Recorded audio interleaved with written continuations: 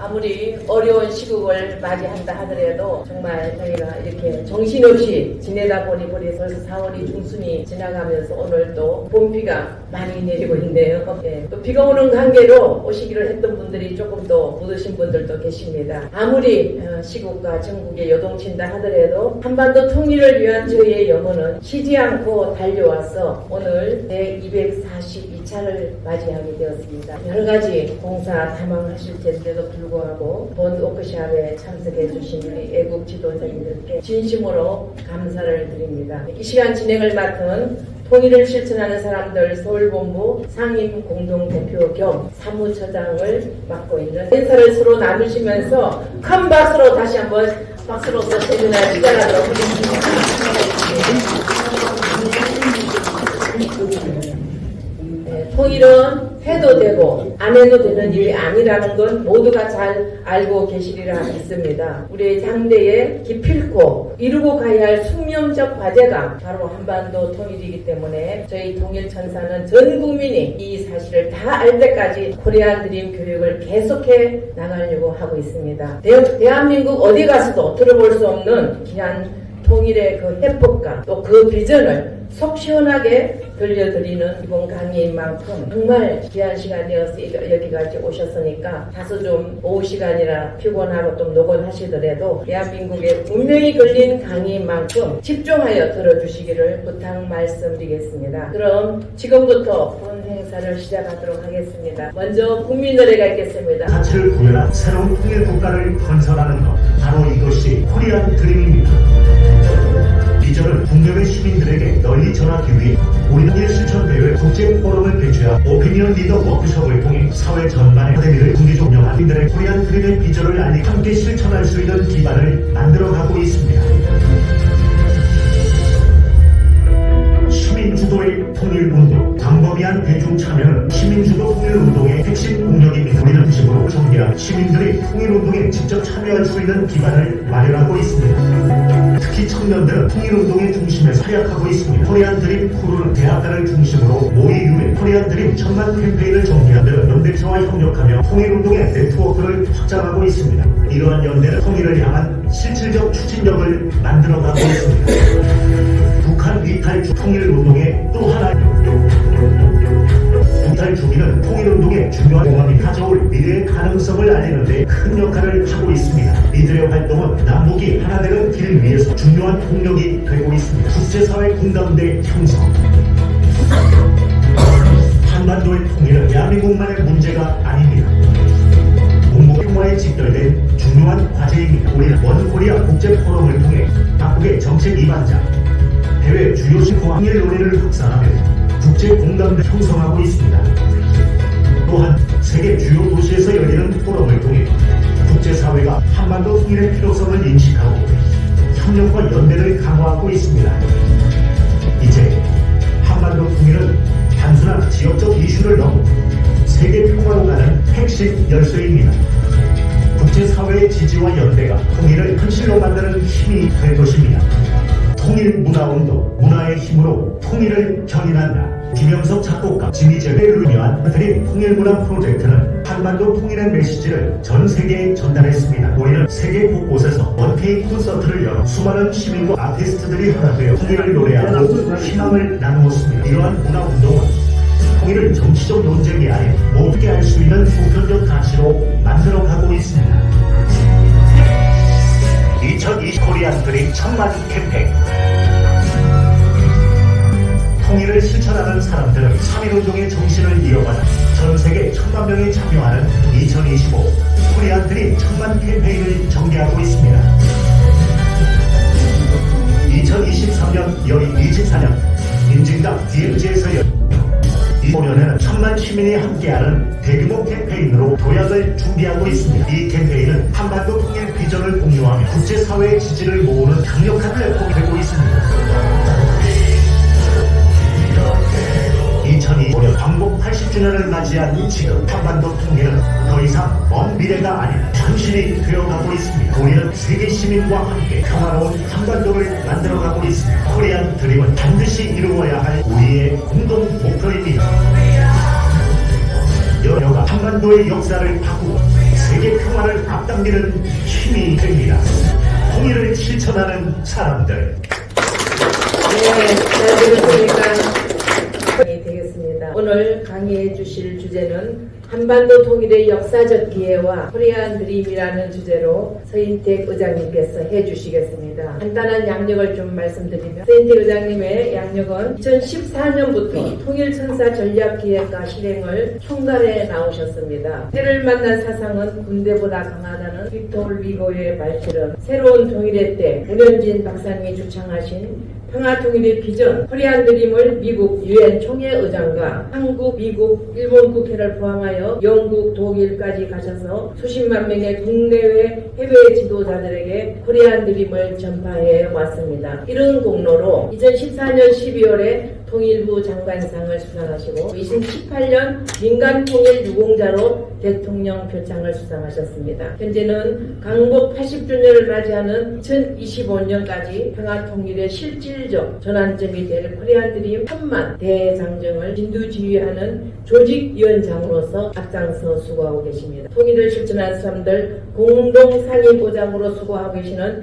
서인택 의장님을 뜨거운 박수로 단상으로 모시겠습니다.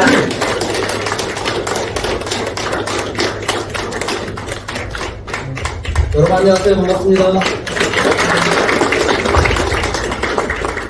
오늘 대단하신 분들만 나오신 것 같습니다. 비가 오는데 이렇게 비를 뚫고 오늘 우리 워크숍에 참석해 주신 여러분들 진심으로 감사드립니다. 오늘 제가 강연할 강연 제목은 한반도 통일의 역사적 기회와 코리안 드림이라는 주제의 강연입니다. 여러분 강연 제목 보니까 강사가 무슨 얘기하려고 하는 것 같아요? 통일 얘기하려고 하는 것 같죠? 요즘 여러분 통일 얘기하는 사람들이 있습니까? 없습니까? 없잖아요. 이 통일 될 것 같습니까? 안 될 것 같습니까? 안 된다고 다들 얘기합니다. 왜냐하면 저 북한 체제가 변하지 않잖아요. 우리가 북한을 변화시켜 보려고 지난 30년 동안 아주 그냥 엄청난 노력을 했습니다. 남북 대화를 하고 무슨 교류를 하고 별의별 짓을 다 해봤는데 북한 체제는 변하지 않고 3대 세습 독재 체제로 지구상에 찾아볼 수 없는 그야말로 악독한 체제로 계속해서 변화되고 있는 걸 보게 될 때 이제 통일은 물 건너갔다. 그러니까 요즘 여러분 한국 사회에 뭐 종북, 친북 뭐 이런 게 있다 그러더라고요. 그거 있어요 여러분? 만나보셨어요? 저는 종북, 친북 이런 사람들은 별로 만나보지 못했고요. 어떤 사람들 많이 봤냐면 현북, 연북 하는 사람들 많이 만나봤어요. 북한이라면 염증이 느껴진다. 북한이라면 아주 그냥 혐오감이 느껴진다. 편북, 연북 세력이 친북, 종북 세력보다 훨씬 더 많습니다. 제 말 맞습니까? 틀립니까? 맞죠?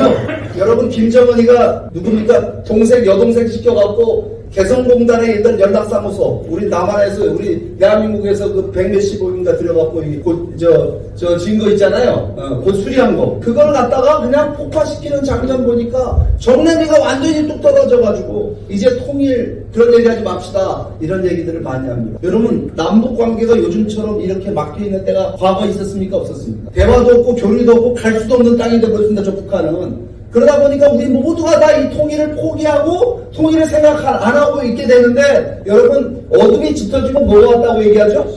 새벽이 온다는 게 통일의 때가 왔다라는 얘기를 저는 여러분들에게 말씀드리려고 이 자리에 썼습니다. 왜 그러냐면요. 북한 체제가 끝났기 때문에 그렇습니다. 여러분 북한 체제는요 종말기를 맞이하고 있습니다. 여러분 북한 체제를 유지해온 세 가지 축이 있다라고 얘기합니다. 그 세 가지 축이 이 앞에 있는 세 가지 축이에요. 북한이 김씨일가가 3대 세습을 하면서 북한 체제를 유지할 수 있었던 것. 첫 번째가 뭐냐면 북한 정권이 의식주를 지배했습니다. 배급 경제를 통해서, 경제를 통해서 북한 주민들을 통제했거든요. 근데 배급 경제 무너졌습니까? 안 무너졌습니까? 배급 경제 무너졌습니다. 지금 북한 주민들은요, 배급 타서 먹고 살지 않습니다. 배급 중단된 지가 벌써 30년이 다 돼갑니다. 그럼 북한 주민들 어디 나가서 살고 있다래요? 장마당 나가서 살고 있다는 겁니다. 근데 장마당만 또 이게 문제가 아니라, 또 북한 체제를 유지해온 게 또 뭐가 있냐면요, 사상 통제를 통해서 북한 체제가 유지해왔습니다. 주체사상이라고 하는. 이 주체사상이라고 하는 것이 김씨 일가가 3대 세습을 할 수 있도록 그 정당성을 보장해주는, 정당성을 지켜주는 이 사상 통제인데 그 사상 통제를 무너졌을까요? 안 무너졌을까요? 사상도 무너졌습니다. 왜냐하면 이 장마당에 뭐가 보급됐냐면요. 한국 드라마 영화가 보급. 한국 영화 드라마가 들어간 것이 어떻게 북한 체제의 사상 통제를 무너뜨릴 수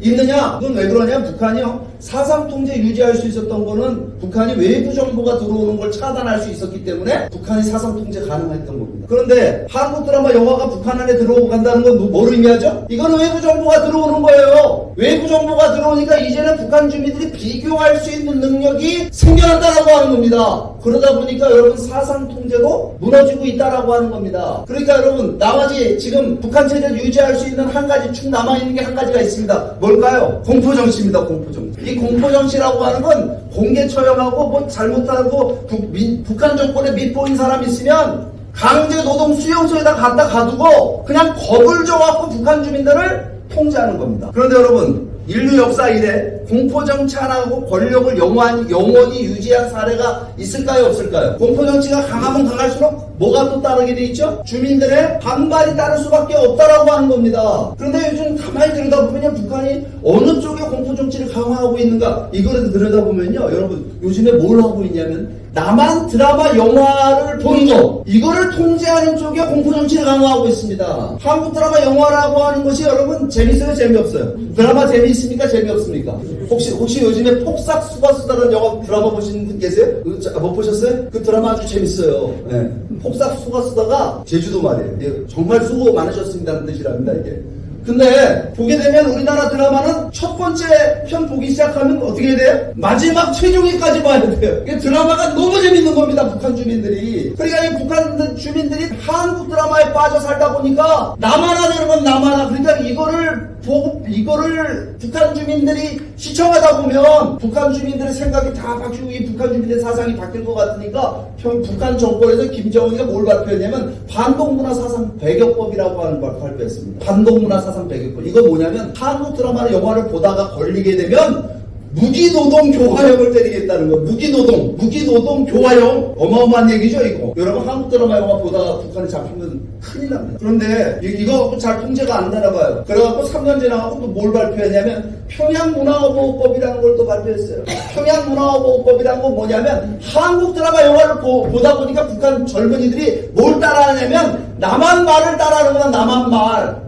이게 남한 말 어떤 말 따라하냐면요 자기야 오빠야 뭐 이런 거 하잖아요. 이게 한국 드라마 보다 보니까 동무야 북한에서 불러야 되는데 자기야 오빠야 평양에 있는 젊은 애들이 자기야 오빠야 부르고 있는 거예요. 그러니까 여러분 평양에서 이 평양 문화보호법을 뭐라고 부르냐면 오빠금지법이랍니다. 근데 오빠 하면 어떻게 되는 줄 아십니까? 북한에서 오빠 그러면 여기 뭐라고 써있어요? 뭐라고 써있습니까? 무기노동 교화형 내지는 사형이다라고. 여러분 이게 지금 북한이 공포정치를 어느 쪽으로 강화하고 있느냐. 북한 주민들의 사상과 의식이 변하는 거를 지금 북한 정권은 굉장히 두렵게 생각하고 있는 겁니다. 이렇게 가다 보게 되면 어떻게 되느냐. 북한 주민들의 생각이 바뀌게 되면 결국은 북한 정권이 무너질 수 있다라고 보는 겁니다. 그렇기 때문에 여기에 지금 북한 정권이 최선을 다해서 북한 체제를 지키기 위해서 이와 같은 공포정치를 지금 강화하고 있는 것을 보게 된다라고 하는 겁니다. 이거 보게 되면요 북한 정권은 끝났습니다. 왜 끝났는 줄 아십니까? 여러분 장마당 세대가 누구라 여러분 뭐라고 알고 계십니까? 장마당 세대란 말 들어보셨죠? 장마당 세대가 여러분 어린애들인 줄 아세요? 장마당 세대 20살짜리 그 밑으로가 장마당 세대인 줄 아십니까? 1980년대 중반에부터 태어난 사람들을 북한에서는 장마당 세대라고 부르는 겁니다. 그러면 1980년대 중반에 태어났으면 지금 나이가 몇 살이에요?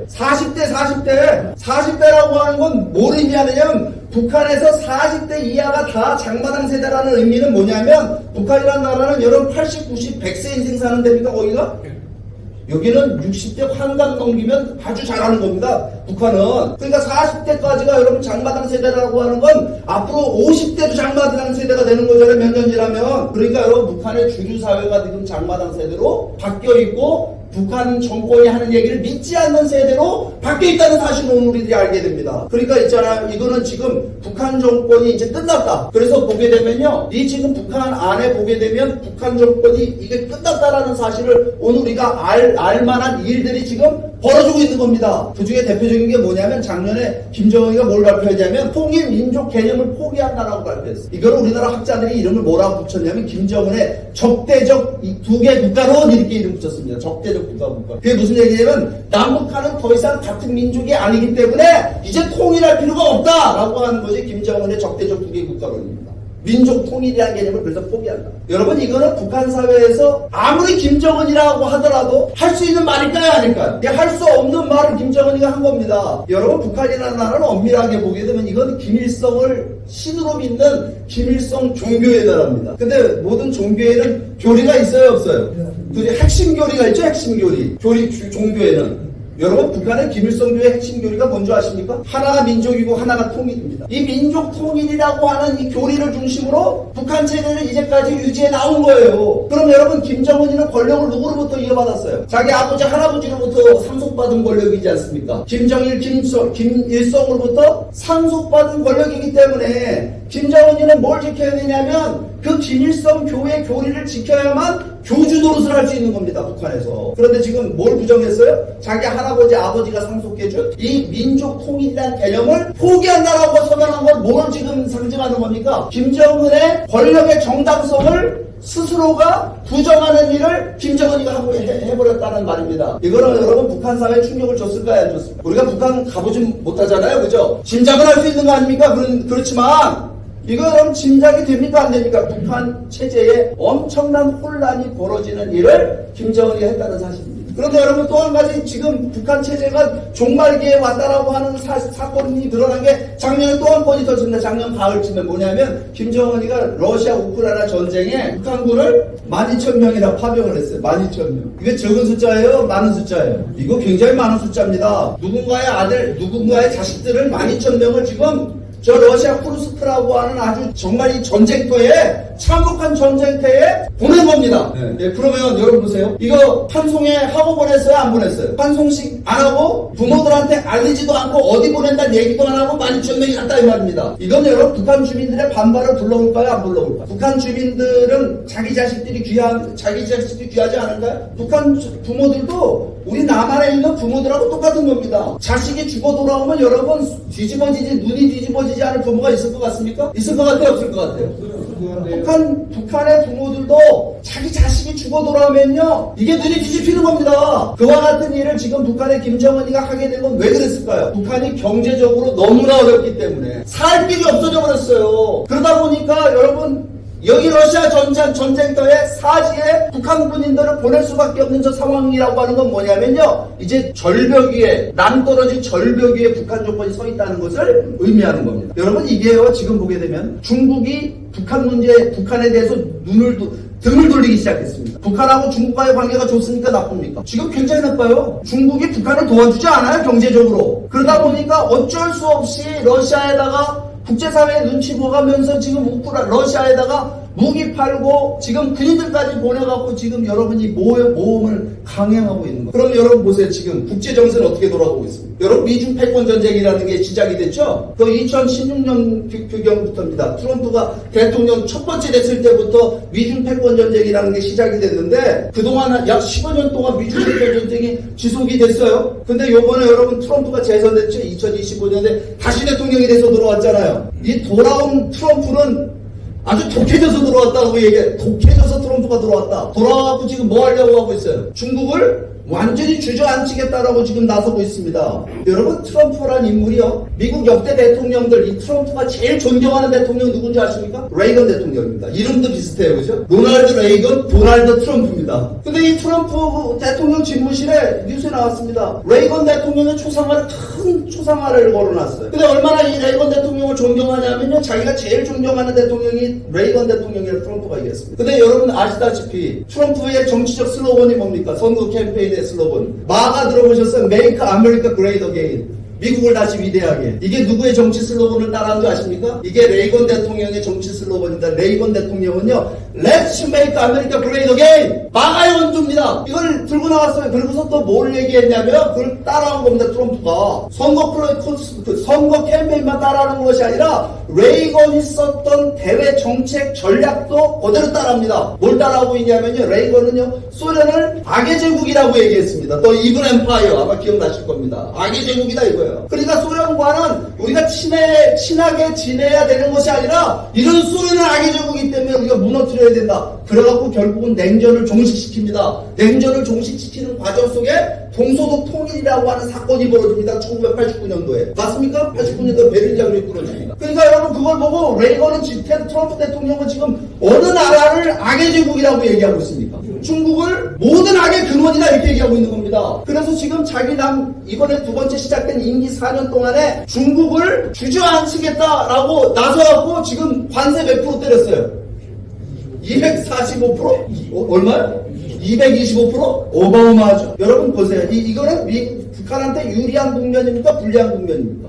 불리한 국면이에요. 소련의 힘이 빠지는 바람에 동서독이 통일됐잖아요. 동독이 서독에 흡수통을 당했잖아요. 지금 여러분 북한이라는 나라는 중국에 붙어먹고 있는 나라입니다. 그죠? 그런데 그 중국이 지금 트럼프의 강도 높은 저 제재에 의해서 압박에 의해서 어려움을 처하게 되면 그거는 누구의 어려움이 될까요? 북한의 어려움이 됩니다. 여러분 이게 예시적인 사건이 또 하나 지난 연말에 발생이 됐습니다. 시리아의 알 아사드 정권이라는 게 무너졌습니다. 시리아는요 중동의 북한이라고 불렸던 나라입니다. 52년 동안 2대 세습을 통해서 통치되던 북한하고 똑같은 나라입니다. 철권 통치하고 주민들의 인권을 억압하던 국가예요. 근데 있잖아요 이 시리아가 어떻게 무너졌냐면요 반군 15,000명한테 무너졌습니다. 정부군이 30만 명이나 됐는데 반군 15,000명한테 무너졌다니까요. 왜 그런 줄 아십니까? 이게 민심이 떠났기 때문에. 첫 번째는 민심이 떠난 게 있고 두 번째는요 국제적인 환경 때문에 됐습니다. 시리아는 누가 도와주던 나라냐면 이란하고 러시아가 도와주던 나라입니다.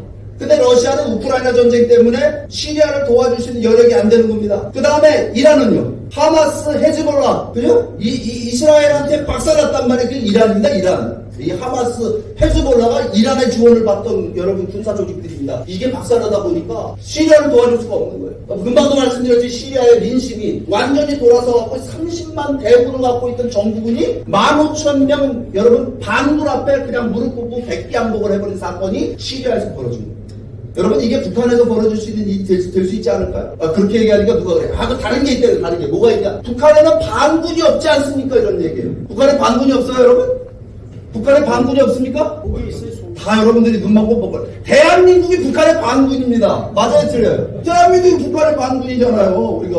그러니까 여러분 이거는 언제든지 북한에서 벌어질 수 있는 일이라는 사실을 가지고 오늘 우리들은 바라봐야 된다라고 하는 겁니다. 그 얘기는 제가 뭘 말씀드리고자 하는 거냐면요. 지금 우리 한반도에는 운명의 순간이 돌아가고 있는 겁니다. 역사적인 변화의 시점을 오늘 우리들은 맞이하고 있다라고 하는 거예요. 그런데 오늘날 이게 보게 되면요. 이 문제에 대해서 별로 관심이 없어요. 다 한국 정치에만 관심 있지 않아요? 전부 여러분 헌법재판소로 보려고 그런 거만 하지 않았어요? 우리가 지금? 여러분 지금 우리나라가 지금 한심하게 그지 없습니다. 이 국내 정치 때문에. 여러분 한국 사회가 지금 이게 오늘날 이건 위기도 될 수 있고 기회도 될 수 있는 중요한 순간을 맞이하고 있는데 한국 사회는 어떻게 돼 있습니까? 이렇게 돼 있잖아요. 한국 사회 이렇게 돼 있잖아요. 완전히 분열돼가. 이 여러분 여러분 통일이 왜 안 되는 줄 알아요? 우리가 분열됐기 때문에 통일이 안 됩니다. 우리가 분열되면 북한 권력을 북한의 김정은 정권, 북한 정권이 영원히 갈 수 있다는 것 때문에 여러분 북한의 대남 전략은 어디에 포커스가 맞춰져 있냐면요. 남한 사회의 분열에 포커스가 맞춰져 있습니다. 북한에서 내려온 간첩들, 그죠?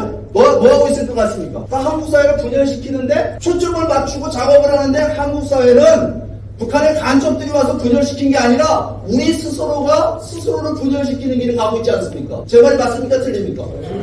이렇게 되면 어떻게 될 것 같습니까? 우리가 분열된 상태에서 오늘 대한민국이 우리 한반도가 이 통일의 때가 왔다라고 제가 말씀드린 이 때를 기회로 만드는 통일을 실현하지 못하면 우리 어떻게 될 것 같아요? 그거는 또다시 위기가 될 수 있다는 사실도 인식하면서 바라봐야 됩니다. 그래서 오늘 우리들은요 통일을 준비해야 됩니다. 오늘 굉장히 중요한 순간은 오늘 여러분들 이 자리에 오신 겁니다. 통일을 준비해야 되는데 그러면 어떻게 통일을 할까요? 어떻게 하면 우리가 원하는 결과의 통일을 만들어낼 수 있을까요? 오늘 제가 그 얘기를 아주 명쾌하게 여러분들한테 틀어드리려고 합니다. 여러분 요즘에 통일 얘기하는데 가보면 딱 나눠져 있어요. 민주당, 국민의힘, 그죠? 진보와 보수가 어떻게 나눠져 있냐면요. 진보 진영 가면 통일하려면 어떻게 해야 되냐면 우리가 북한을 이해해 줘야 된대. 그 다음에 북한하고 대화하고 교류하고 협력하고 인도주의적 지원하고 이런 거 해갖고 북한에 따뜻하게 햇볕을 씌워줘가고 북한 스스로가 변화할 수 있도록 이끌어내야 된다. 여러분 햇볕 정책이라고 들어보세요. 이런 얘기합니다. 근데 또 반대편에 가면요. 정반대 얘기가 뭐냐면 우리가 이제까지 북한하고 대화하고 교류하고 이제까지 열심히 갖다 줬는데 우리가 갖다 준 거하고 북한이 뭐 했냐요. 그거 갖고 핵무기 개발하고 우리가 갖다 준 경제 지원하고 북한 체제를 유지하는데 체제 유지하는 데 써먹었지 않느냐. 그렇기 때문에 북한을 요리하는 방법은 제재와 압박을 통해서 요리해야 된다 이렇게 얘기해요. 여러분 둘 중에 어떤 게 맞는 말 같아요? 뒤에 말이 맞아요. 보니까 여기 국민의힘 지지자들이 많이 오셨네. 뒤에 말이 맞긴 뭐가 맞아요? 여러분 보세요. 교류협력하고 지원해주잖아요. 그것만 이용해 놓습니다. 북한은. 그죠? 이용당합니다. 맞아요. 근데 제재하고 압박만 하면 북한은 어떻게 이용하는 줄 아십니까? 그것도 이용합니다. 대북 적대시 정책 아니냐 이거. 그래갖고 북한 주민들을 통제하고 북한 주민들을 압박하는데 여러분 남한 사회가 대결 국면으로 가게 되면 그거를 북한 정권은 활용하더라 이 말입니다. 제 말이 맞아요 틀려요? 아무것도 안 되는 겁니다. 그렇기 때문에요. 여러분 우리는 제3의 길을 찾아야 돼요. 새로운 길을 찾아야 되는 거예요. 그래서 오늘 제가 새로운 길을 여러분들한테 말씀드리려고 하는 겁니다. 여러분 새로운 길은 뭐냐면요. 우리가 대화냐 교류와 협력이냐 아니면 제재냐 압박이냐 이건 방법론입니다. 방법론. 과정과 방법에 대한 얘기예요. 북한을 어떻게 상대할 거냐. 그런데 여러분 과정과 방법을 이야기하기 전에 우리 뭐부터 얘기해야 될 것 같아요? 목표와 비전에 대한 이야기를 먼저 해야 되는 겁니다. 목표와 비전을 정해놓고 그 목표와 비전을 실현하기 위한 과정과 방법에 대한 이야기를 하는 것이 순서가 맞죠? 오늘 여러분들이 이 자리에 이 공덕동에 여기 경우의 대회의실에 온다는 목표점을 정해놓고 버스를 탈지 지하철을 탈지 택시를 탈지 결정하지 않으셨어요? 방법론은 목표와 비전을 정해놓고 얘기하는 겁니다. 근데 우리 한국 사회는요 통일을 통해서 어떤 나라를 실현할 것이냐라고 하는 통일의 목표와 비전에 대한 합의가 없이 과정과 방법에 대한 얘기를 하게 되니 그건 무슨 얘기냐면 진영 논리로 나눠갖고 싸움이 된다 이 말입니다. 맞습니까 틀립니까? 그러니까 여러분 오늘 우리가 통일에 대한 과정과 방법을 논의하기에 앞서 뭐부터 얘기해야 되느냐 하면 목표와 비전이 무엇이냐라고 하는 것을 먼저 정하고 그 다음에 그 목표를 실현하기 위한 과정과 방법에 대한 이야기를 하자는 겁니다. 그러면 여러분 통일을 통해서 어떤 나라를 실현할 것이냐라고 하는 통일 한반도의 비전의 문제 이건 중요할까요? 중요하지 않을까요? 이거는 매우 중요한 얘기입니다.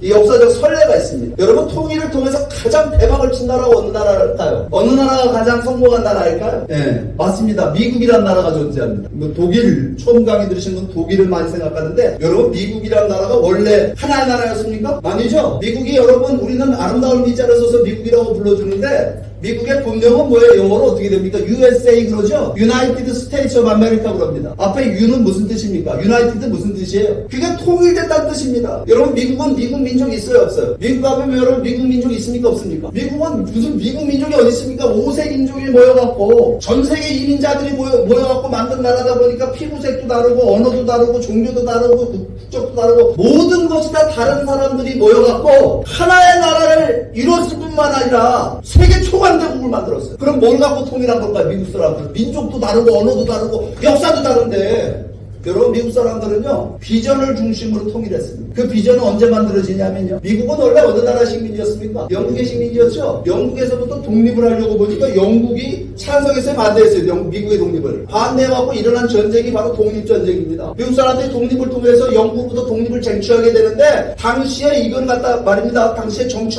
쟁취하는데 이 미국의 건국의 아버지라는 분들이 모여 앉아갖고 우리가 영국 군대하고 어떻게 싸울 것이냐라고 하는 싸움의 전략이나 병법을 논의한 것이 아니라 우리가 독립하게 되면 이 나라에 어떤 나라를 실현할 것이냐라는 비전과 목표에 대한 것을 합의해서 그것을 발표하게 됩니다. 그 발표문이 바로 이 앞에 있는 미국의 독립선언문입니다. 1776년 7월 4일날 이와 같은 독립선언문을 발표하게 됩니다. 우리들은 다음과 같은 사실을 자명한 진리로 인정한다. 그 자명한 진리란 뭐냐면 모든 인간은 평등하게 창조되었고 조물주는 양도할 수 없는 일정한 권리를 모든 인간들에게 부여했는데 그 일정한 권리란 생명권과 자유권과 행복주권이다. 이와 같은 인간의 근본적 자유와 인권을 보장하기 위해서 시민들에 의해서 정부가 구성되게 되는데 만약에 그 정부나 통치자가 개인의 존엄한 자유와 인권을 해치고 지배하게 되면 그 정부를 타도하고 해체하고 새로운 정부를 실현할 수 있는 권리가 우리 시민들에게 있다 이렇게 얘기합니다. 여러분 이 이야기 들을 때 어떤 생각 드세요? 이상하게 들려요? 아니면 상식적으로 들려요? 이상하게 들려요? 상식적으로 들려요? 매우 상식적인 얘기를 들리죠? 근데 여러분 그거는 오늘날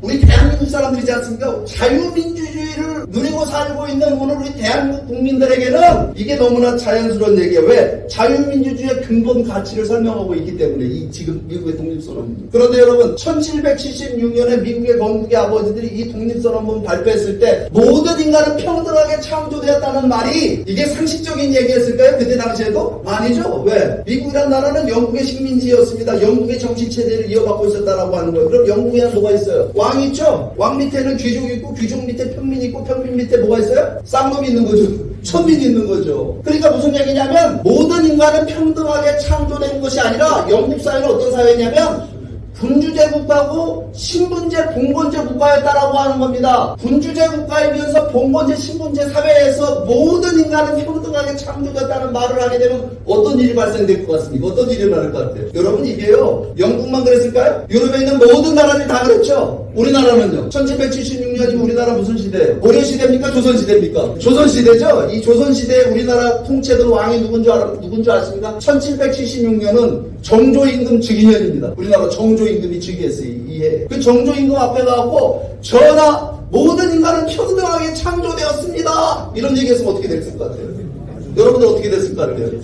그거는 그냥 뭐가지 날아가는 거예요. 무슨 얘기냐면요. 모든 인간은 평등하게 창조되었다는 말. 지금 오늘 우리가 듣기에는 너무나도 상식적인 얘기지만 이거는 당신을 거슬러 올라가서 보게 되면 이거는 아주 혁명적인 급진주의적 정치 철학이었다 이 말입니다. 그러니까 이와 같은 여러분 선언문을 발표했을 때 이거는 무슨 얘기냐면 미국 사람들이 뭘 지금 이야기하고 있는 거냐면 인류 역사에 한 번도 등장하지 않은 나라를 새로운 국가를 이 아메리카 대륙 미국 대륙에 실현하겠다라고 하는 새로운 국가에 대한 비전을 지금 선언하고 나온 겁니다. 그러면 이런 새로운 국가 모든 인간은 평등하게 창조됐다는 이상이 실현된 나라는 미국이 건국되자마자 떡하니 등장됐을까요? 바로 탄생이 됐을까요? 안 됐을까요? 바로 탄생되지 않았습니다. 무슨 얘기냐면 이건 선언적, 그야말로 말 그대로 선언문, 선언적인 얘기였다 이 말입니다. 그러니까 무슨 얘기냐면 모든 인간은 평등하게 창조되었다라는 선언문을 쓰신 분들 있지 않습니까? 미국의 건국의 아버지들. 그분들 집에 누가 있었냐면 흑인 노예들이 있었던 거예요. 흑인 노예. 흑인 노예들은 모든 인간에 포함됐습니까? 안 됐습니까? 안 됐죠? 그러니까 여러분 이 흑인 노예들을 해방을 했다고 어떤 분이 나섰어요? 미국의 16대 대통령이었던 에브라함 링컨 대통령이 등장을 해갖고 노예 해방을 하려고 노예 해방 선언을 하게 되죠. 근데 이거를 여러분 미국 사람들이 좋아했을까요? 반대했을까요? 반대합니다. 누가 반대하냐면요. 대형 농장을 갖고 있었던 사람들, 특히 저 남부지방에 대형 농장을 갖고 있던 사람들이 이거 반대하고 뭘 하냐면 남아메리카 공화국이라고 하는 것을 만들어가고 독립해 나갑니다. 다시 말해 이거 무슨 얘기예요? 미 연방이 둘로 깨진 겁니다. 그래갖고 여러분 일으킨 전쟁, 링컨 대통령이 일으킨 전쟁이 바로 남북전쟁입니다. 여러분 남북전쟁은 말랑말랑한 전쟁이었을까요? 치열한 전쟁이었을까요? 여러분 역사 공부 많이 하셨는데 보니까 65만 명이다. 65만. 대단한 전쟁입니다. 그 중에서 여러분 가장 치열했던 전투의 현장이 어디냐면 게티스버그라는 곳에서 게티스버그 전투가 가장 치열한 전투였다. 이렇게 기록되어 있습니다. 몇 명이 죽냐면요. 이 전투에서 5만 명이 사상자가. 그러니까 이 게티스버그 언덕에다가 공동묘지를 만들어 놓고 전몰 장병들을 여기다가 묻어놓고 공동묘지를 만들어 놓고 그 링컨 대통령이 그곳에 와서 뭘 하냐면 추모사를 합니다. 추모사, 이 전몰 장병들을 위해서. 그 추모사가 그 유명한 게티스버그 연설입니다. 게티스버그 연설문은 이렇게 시작됩니다.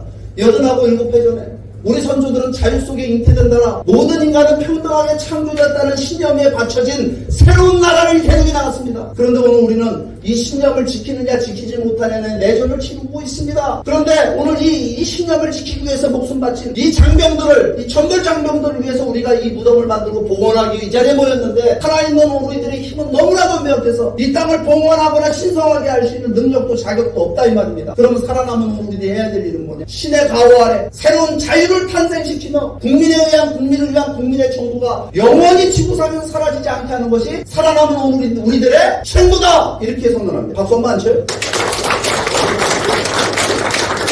나중에 제가 보니까 박수 잘 치시는 분들이 대개가 자식들이 잘 되더라고요. 그러니까 박수를 많이 잘 치십시오. 이게 뭐냐면 이 선언문에 여러분 제가 박수 치라는 건 뭐냐면 링컨 대통령을 위해 박수 한번 쳐요. 여러분 생각해보세요. 링컨 대통령이 정치가잖아요.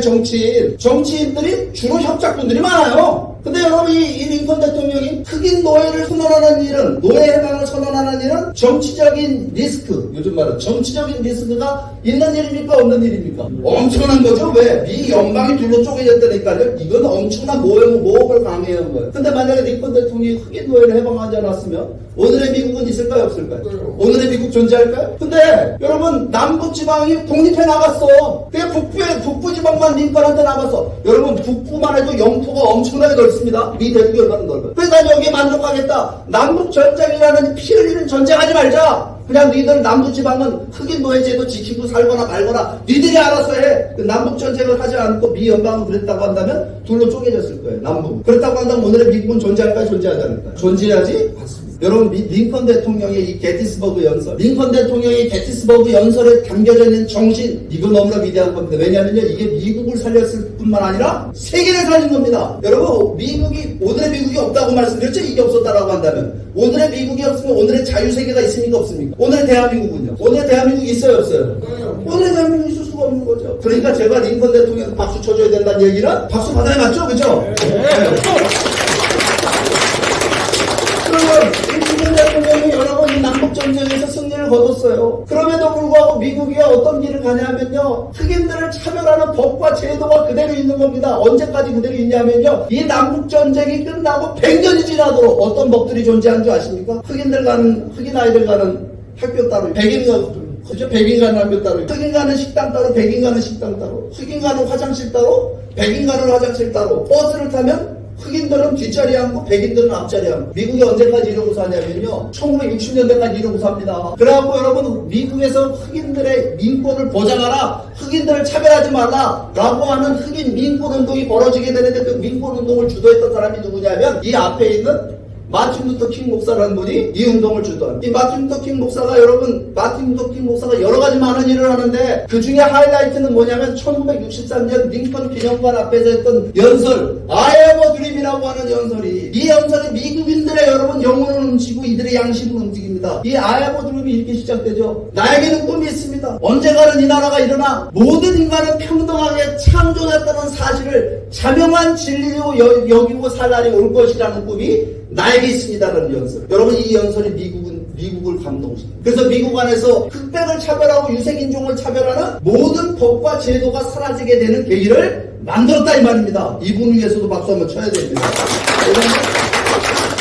링컨 대통령, 흑인노예를 해방했던 링컨 대통령이나 이 흑인 민권운동을 주도했던 마틴 루터 킹 목사나 이분들이 다 어떻게 됐냐면요 말로가 다 총 맞고 암살당합니다. 그러니까 여러분 링컨 기념관 앞에 가면 뭐라고 써있는 줄 아십니까? Freedom is not free라는 말이 있어요. 이거 무슨 뜻입니까? 자유는 뭐가 아니라, 그러니까 우리가 공기처럼 마시고 미국인들이 공기처럼 마시고 있는 이 자유라고 하는 것은 그냥 우리에게 주어지는 것이 아니라 우리 선조들이 피 흘려서 쟁취한 거다라고 하는 걸 안하는 문구가 바로 자유는 공짜가 아니다. Freedom is not free입니다. 그래서 여러분 미국이라는 나라가요 어마어마한 여러분 역사적 변혁을 이런 지도자들에 의해서 만들어지게 되는데 여러분 미국의 여러분 건국의 이상, 모든 인간은 평등하게 창조됐다라고 하는 그 이상을 미국 사람들은 뭐라고 얘기하냐면요 그와 같은 이상이 실현된 나라를 이루겠다라고 하는 그 꿈을 바로 아메리칸 드림이라고 얘기하는 겁니다.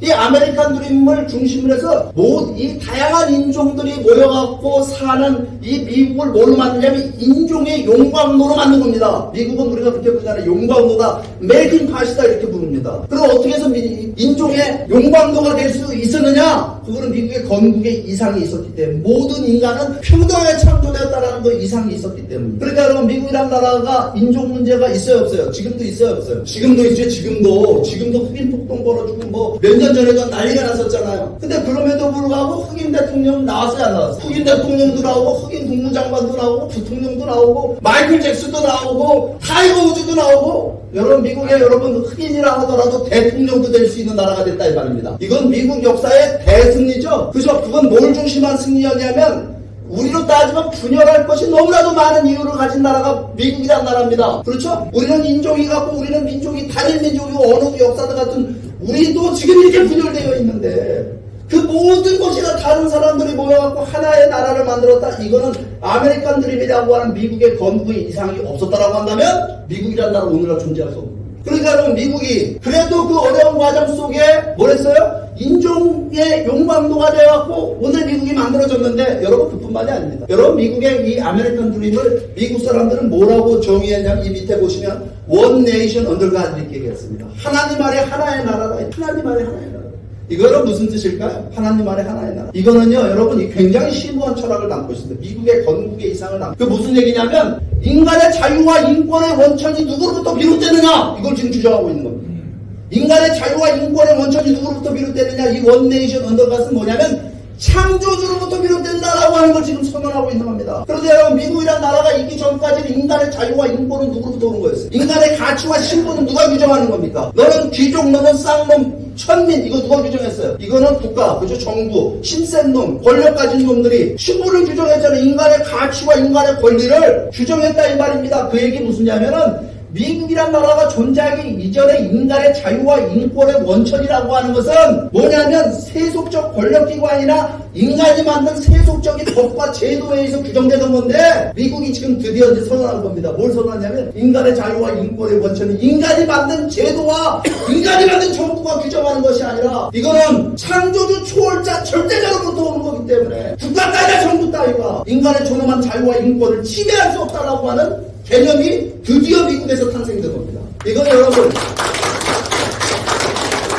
이 개념의 탄생은 인류 역사를 변화시킨 위대한 여러분 개념의 탄생이었다는 사실을 알아야 됩니다. 맞는 것 같습니까? 틀린 것 같습니다. 그리고 많은 사람들이 민주주의가 미국을 만들었다. 자유민주주의, 민주주의 시스템 때문에 자유시장 경제 때문에 미국이란 나라가 위대한 나라가 됐다 이렇게 얘기하는 이건 착각입니다. 여러분, 민주주의는 오래된 제도예요? 아니면 이거는 얼마 안 된 제도입니까? 매우 오래됐죠? 민주주의 오래 다수결의 원칙에 의해 갖고 사회가 돌아가는 그거는요 매우 오래된 제도입니다. 그리스 로마에도 있던 제도입니다. 맞습니까? 틀립니다. 시장 경제는 중국에도 있고 북한에도 있어요. 시장 경제는 여러분 오래된 제도입니다. 뭐. 근데 오늘 우리가 누리고 살아가고 있는 자유민주주의, 자유시장 경제의 핵심 개념은 뭘까요? 이거는 완전히 다르잖아요. 그죠? 그건 뭐냐면요. 자유와 인권의 원천을 창조주로부터 왔다라고 하는 개념에서부터 출발된 겁니다. 그러니까 여러분 미국 사람들이 모든 인간은 평등하게 창조됐다라는 철학을 갖다가 정치 철학에 적용시켜서 새로운 정치 시스템을 만들어내게 됩니다. 그 이상을 실현하기 위해서 그 만들어진 정치 시스템이 뭘까요? 그게 바로 자유민주주의. 그 다음에 모든 인간은 평등하게 창조됐다는 이상을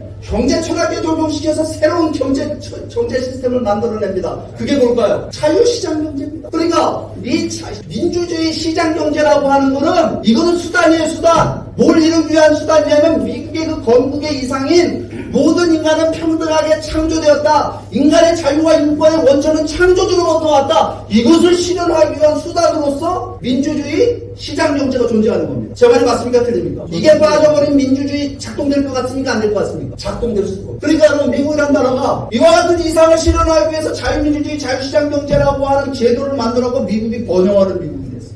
세계에서 제일 잘 사는 나라가 됐어요. 그러다 보니까 여러분 전 세계 많은 나라들, 야, 우리도 미국처럼 잘 살아보세요. 미국처럼 잘 사는 나라 돼보자. 그래서 미국으로부터 자유민주주의 시장경제를 수입하기 시작합니다. 그게 뭐냐면 자유민주주의의 세계적인 확대입니다. 언제부터 이루어졌을까요? 그걸 여러분 1945년 미국이 2차 세계대전에서 승전국가가 되면서 초강대국이 되면서 야, 이제부터 미국을 따라야 되겠다. 미국처럼 잘 살아. 자유민주주의는 여러분 2차 세계대전 이전에 있었어요? 없었어요? 2차 세계대전 이전에 유럽 국가들은 자유민주주의 국가였습니까? 제국주의 국가들이죠. 제국주의 국가. 식민지 경영하던 나라들이잖아요. 우리가 열강이라고 불렀잖아요. 식민지 집에 또. 여러분 이거는 새로운 현상입니다. 미국에 의해서 만들어져. 그럼 여러분은 대한민국은 민주공화국이고 모든 권력은 국민으로부터 나온다. 이거 어느 나라에서 배운 거예요? 소련 가서 배웠어요? 중국 가서 배웠어요? 어디 가서 배웠어요? 우리 이승만 박사가. 미국 가서 배웠어요. 그죠? 잘 배운 거예요? 잘못 배운 거예요? 북한의 김일성이는 소련 가서 배워갖고 세계에서 가장 못 사는 나라를 만들었고 우리는 여러분 미국 따라가갖고 미국의 아메리칸 드림을 따라가 해가지고 세계 지금 몇이에요 우리나라가? 세계 12위 경제대국이 됐잖아요. 그죠? 뭐 지금 일본을 제꼈대요. 우리가 일본 믿기지 않는 얘기를 하더라고요. 이런 나라가 된 거 체제 선택을 잘한 겁니까? 잘못한 겁니까? 근데 여러분 미국이란 나라 여러분 제가 이렇게 얘기하는데 야, 저 진짜 내가 처음으로 만나보는 친미주의자, 순미주의자를 만났다 이렇게 생각하시는 분들이 계실지 모르겠는데 저는 여러분 친미주의자가 아닙니다. 제가 오늘 여러분들을 이 이야기를 하는 이유가 뭘까요? 미국이란 나라가 문제 많은 나라입니다. 미국이 문제 많은 나라예요. 우리보다 어쩌면 더 많은 문제가 있는 나라입니다. 근데 오늘 이 시간에 오늘 우리가 배워야 될 점 뭐냐면 미국이란 나라가 다양한 인종과 민족 복잡한 역사를 거치면서 미국이 하나의 나라 통일된 나라를 실현하는 통일하는데 아메리칸 드림이라는 것이 있었다라고 한다면 오늘 우리들은 통일하는데 코리안 드림이 있어야 될까요? 없어야 될까요? 있어도 되고 없어도 될까요? 네, 그냥 뭐 우리는 역사가 갖고 민족이 갖고 언어가 갖고 그 이유만 하나 가지고 우리가 통일하면 된다. 맞는 말 같아요? 틀린 말 같아요? 맞는 말이니까 틀립니까? 틀립니다. 왜 틀린 말이죠? 여러분, 통일은 목표입니까? 과정입니까? 통일은 목표입니까? 과정입니까? 목표라고 얘기하시는 분은 사상이 의심스러운 분입니다. 입안에서 통일은 목표라고 이거 우물쭈물하신 분들 제가 몇 분 봤어요. 통일은 여러분 절대 목표가 될 수가 없습니다. 통일은요, 어떤 통일된 국가를 실현할 것이라는 비전과 목표를 이루는 과정이 바로 통일이라는 과정입니다. 제 말이 맞아요, 틀려요? 그럼 여러분 통일이 목표인 것 같으면 제가 왜 사상이 의심스럽다고 말씀드리냐면 통일은 당장 할 수 있어요. 당장. 북한에다가 여러분 통일돼가고 북한 같은 나라가 돼도 돼요? 김정은이한테 갖다 바치면 되잖아요. 이 나라를 갖다가 내일이라도 갖다가 북한에 갖다 바치면 바로 통일할 수 있는데요? 여러분 우리가 통일돼서 북한 같은 나라 되자는 게 아니잖아요. 통일을 통해갖고 어떤 나라를 실현할 것이냐라고 하는 목표와 비전이 통일보다 더 중요하다라고 하는 겁니다. 그럼 우리에겐 코리안 드림이 당연히 있어야 되겠죠? 어떤 통일된 국가를 실현할 거냐? 미국 사람들에겐 건국의 이상이 있었습니다. 모든 인간은 평등하게 창조되었다라는 이상을 중심으로 미국이라는 나라가 건국됐는데 오늘 우리들은 그와 같은 한민족이라고 한다면 반만년 역사를 공유해온 우리 민족이라고 한다면 누구든지 공감할 수 있는 우리의 건국 정신이 있습니까? 없습니까? 멀리 돌아갈 필요 없죠? 있죠? 뭐죠? 통일인간이 널리 세상을. 야, 또 이렇게 얘기하니까 여러분들이, 통일인간 저거, 낡아 빠진 저 얘기 저거 갖고 뭘 지금 오늘 이 시대에 저런 얘기를 합니까? 여러분. 이런 생각하시는 분들 계실지 모르겠는데, 이거는 여러분 낡아 빠진 얘기가 아닙니다. 여러분, 세계사를 한번 보자고요. 전국전신 갖고 탄생된 나라가 어디 있어요? 전 세계에. 여러분 근대 국가에 조금 있는 거예요. 미국 같은 나라, 그죠? 프랑스 같은 나라가 뭐 자유평등 박애 그래갖고 여러분 프랑스 3세끼가 있잖아요, 깃발. 근데 이건 다 근대 국가 얘기예요. 고대 국가 중에 그것도 반만 년 전에 만들어진 나라가 널리 세상을 이롭게 한다라고 하는 이렇게 고차원적인 도덕적 이상을 가지고 탄생된 나라가 인류 역사에 있습니까 없습니까? 있으면 한번 찾아와서 한번 저한테 저는 좀 가르쳐 줘보세요. 여러분 이거 하나만 가지고 근데 우리 한국 사람들은요 긍지와 자부심을 가지고 살아도 괜찮다라. 근데 건국 정신이 있다는 것만 놓고 되게 대단한 건데 그게 그냥 있는 것이 아니라 제가 오늘 여러분들한테 말씀드리고자 하는 건 이게 우리 민족의 DNA, 우리 민족의 정체성이었다라고 하는 걸 말씀드리고자 합니다. 여러분 홍익인간은 단순히 과거의 당군 할아버지, 뭐 당군 신화에 나오는 얘기가 아닙니다. 이거 무슨 얘기냐면 우리 역사를 관통하고 있는 우리 민족의 사상이었다라고 합니다. 여러분 우리가 역사 시간에 들어가 보면 뭘부터 배우냐면 선생님들한테 934번 침략당하고 한 번도 남의 나라를 쳐들어가 본 적이 없대요. 들어보셨어요? 저는 그 얘기 듣고 어떤 생각했냐면요, 우리끼리 싸우다 남의 나라 쳐들어갈 시간이 없었던 거네. 저거는 맨날 잠깐 싸움하고 뭐 우리끼리 싸웠다, 이거 되게 뭐 별로 기분 좋게 생각 안 했어요. 뭐 좀 쳐들어가고 중국도 좀 벌도 좀 주고 일본 놈들도 좀 가서 좀 밟아두고 그랬어야 좀 뭐 스토리가 있는 나라 아니냐 그렇게 생각했는데 여러분 이거 나이 들고 보니까 그 잘못된 생각이 들어요. 무슨 얘기냐면 여러분 자기들끼리 싸우지 않은 민족은 어디든지 없습니다. 이 부모 자식도 싸우는데 어떻게 같은 민족이 오래 살면서 어떻게 안다. 근데 여러분 우리가 뭘 알아야 되냐면 우리 민족 역사 속에 우리가 발견할 수 있는 건 뭐냐면 한민족 우리 선조들에게는 침략적 근성이 없었다는 겁니다. 그렇죠? 그러니까 여러분 우리 저 역사박물관 가면 한국 역사박물관, 이 문화재 전시하는 박물관 있잖아요. 거기 남의 나라에서 훔쳐오고 노략질하는 문화재가 있습니까 없습니까? 전시된 거 보셨어요? 혹시 보신 분 계십니까? 저거 청나라 가서 우리가 노략질하는 거나 있어요 없어요? 없잖아요. 그 문화재 어디에도 없어요. 그럼 일본 가면 천지 빛깔이 있는 남의 나라 우리 거 갖다 놓고 막 전시해. 중국 가면 프랑스 루브르 박물관 가면 이게 다 도둑놈들입니다. 근데 우리는요 남의 나라에서 훔쳐오고 노략질하고는 문화재를 한 점도 전시하지 않았다? 우리 민족 역사 가운데 934번 침략당하고 한 번도 남의 나라를 쳐들어가지 않았다? 이거 왜 이랬을 것 같아요? 왜? 이게 여러분 평화예요 민족이다 우리가 이렇게 얘기하는데 이거 왜 이렇게 됐을까요? 이거 여러분 역사 공부하시는 분들 요즘에 발표하는 거 이론 보니까 이렇게 얘기하더라고요. 한국 사람들이 종교를 잘 믿어서 그렇대요. 우리 선조들 종교 잘 믿었어요? 잘못 믿었어요?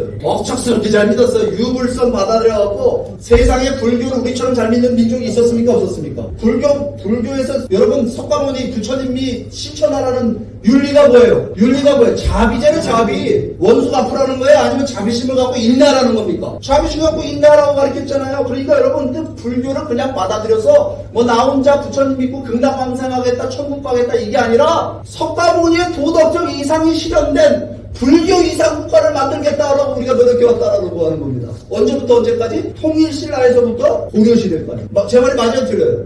왜 우리나라 전이면 나라 국자 많이 들어가잖아요. 불국사니, 흥국사니, 보국사니. 맞습니까? 틀립니까? 그래 이런 나라였어요. 그러다가 여러분 조선시대 들어가고 뭐 했죠? 유교 받아들여갖고 유교 이상 국가를 만들겠다고 노력했다는 거야. 유교의 공자님의 도덕적 이상이 실현된 나라. 여러분 그렇게 억척스럽게 유교적 국가를 만들려고 노력한 나라가 세계사에 있습니까? 없습니까? 유교를 탄생시킨 중국이나 불교를 탄생시킨 인도보다도 우리는 정말 그 종교적 이상에 가까운 나라를 만들려는 노력을 했다라고 하는 겁니다. 근데 오늘 제가 이 시간에 이런 얘기하다 보면 한도 끝도 없어요. 그죠? 맞잖아요? 이거 보게 되면. 그러니까 유교 이상국가라고 하는 것이 뭐냐? 민본주의다. 그 칼찬 이성계가 혁명을, 역성혁명을 통해, 그죠? 뭡니까? 무력으로 다 권력을 잡았는데 그 나라는 선비의 나라를 만들었잖아요. 임금보다 나라가 앞서. 나라보다 백성이 앞선다. 백성을 위한 나는 민본주의를 실천합니다. 경국대전이라는 걸 만들어가지고 이 경국대전이라는 게 뭐냐면 임금의 권한을 왕의 권한을 견제하는 겁니다. 누구들에 의해서? 신하들에 의해서. 그게 조선시대 정치제도였어요. 그러니까 한국 드라마를 보게 되면 이 한국의 사극 보게 되면 제일 많이 나오는 대사가 뭐예요?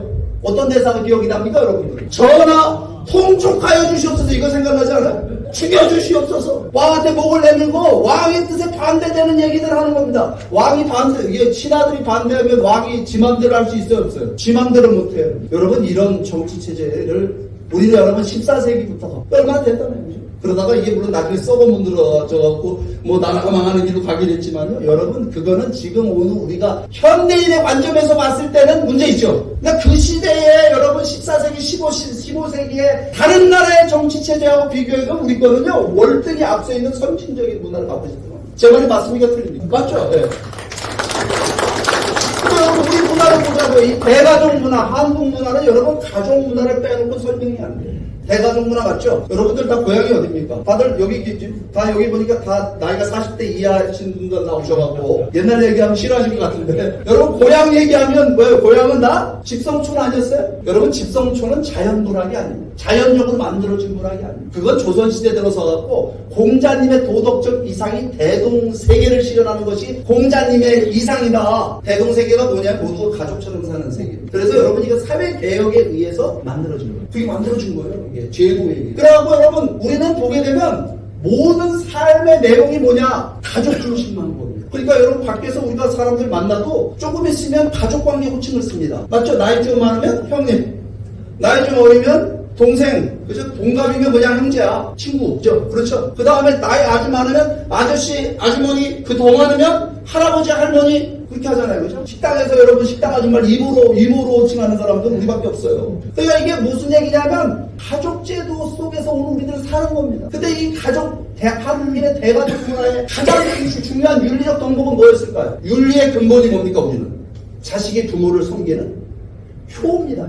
효를 안 하면 그 뭐라고 봤어요? 한국 사람들. 이 금수만 도덕한 겁니다. 부모를 안 섬기는 겁니다. 맞습니까? 틀립니까? 이거 여러분 근데 가볍게 생각할 문제가 아닙니다. 이게 자식이 부모를 섬기는 것뿐만 아니라 한국 사람들의 윤리의식 가운데는 뭐가 있냐면 부모가 자식을 위해서 희생하는 거 당연하게 생각했습니다. 맞습니까? 틀립니까? 자식을 도덕적인 인간으로 만드는 거를 굉장히 중요시했습니다. 그러니까 우리 옛날에 부모들은요 되게 권위적이었어요. 왜 권위적이었냐면요 도덕적 권위입니다. 그게 자식 앞에 본이 돼야 돼. 근데 그 본이 되는데 그 권위만 내세우는 것이 아니라 나를 희생시켜 부모가 희생시켜서 자식을 위해서 헌신한다라고 하는 것이 기본 윤리입니다. 제 말이 맞습니까? 틀립니까? 그러다 보니까 여러분 대한민국이 어떻게 이렇게 경제 발전을 빨리 이뤘어요? 정치인들이 정치 잘해서? 정치인이 조금 정치 잘하는 거 있습니다. 인정할 수 있어요. 근데요 사실은 우리 한국 부모들의 뜨거운 교육열이 대한민국을 이렇게 만듭니다. 대학이 상아탑이 아니라 뭐라 그래요? 우리는 우골탑이라고 안 해서 소 팔고 논 팔고 모든 것을 다 팔아서 자식을 위해서. 여러분 이게 오늘날 대한민국 세계 12의 경제대국을 만든 겁니다. 제 말이 만든 것 같은 우리 부모들을 위해서 박수 한번 쳐주세요.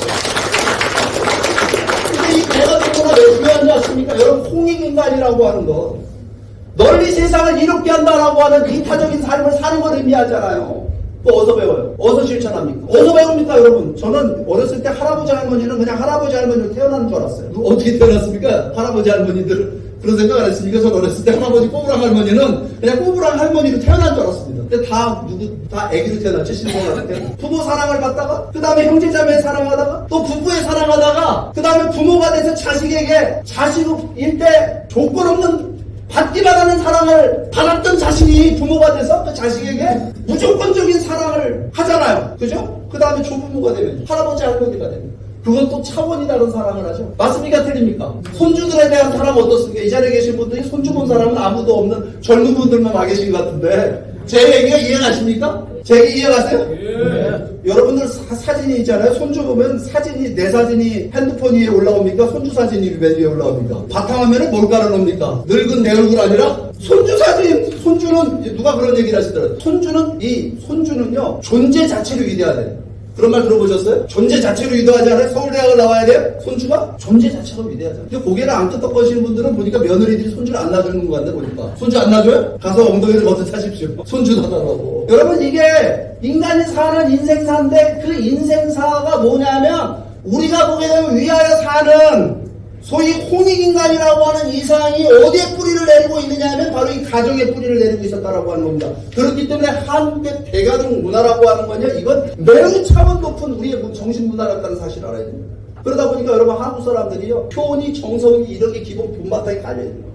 한이라는 것도 있죠, 한국 사람들. 한이 뭐예요? 누가 나를 해코지하면 쫓아가서 원수 갚는 원한의 마음을 품는 게 한입니까? 아니죠. 한은 뭐예요? 누가 나를 해코지하면 어떻게 해요? 나는 그것을 갖다가 계기로 해서 내 인격을 완성시키고 그걸 인내하고 참아서 내 인격을 완성시키고, 그리고 나쁜 놈은 누가 벌 줘요? 나쁜 놈은 누가 벌 준다고 배웠습니까? 하늘이 벌 준다고 했잖아요. 하늘이 벌. 내가 쫓아가서 벌 주는 거 아니잖아요. 그러니까 여러분, 이것 때문에 우리나라가 또 받아들인 종교화가 있습니다. 그 종교가 뭔지 아십니까? 이게 기독교입니다. 기독교. 여러분, 기독교에서 예수님이 뭐라고 가르칩니까? 원수를 사랑하라며요. 오른뺨을 때리면 왼뺨을 내주고, 오리를 가자면 겉옷을 벗어달라는. 제가 보니까 기독교인들이 좀 미친 거예요, 이거. 이런 종교는 어떻게 믿어요, 그죠? 근데 여러분, 한국 사람들이요, 이 기독교 정말 잘 믿죠? 목사님 그렇잖아요, 그죠? 우리나라 사람들이 기독교 정말 잘 믿어요. 근데 여러분, 아시아 지도를 펴놓고 기독교 받아들인 나라가 어디 있어요? 중국이 받아들였어요? 일본이 받아들였어요? 이 실천하기 어려운 이 기독교를 받아들인 나라는 어느 나라입니까? 우리나라입니다.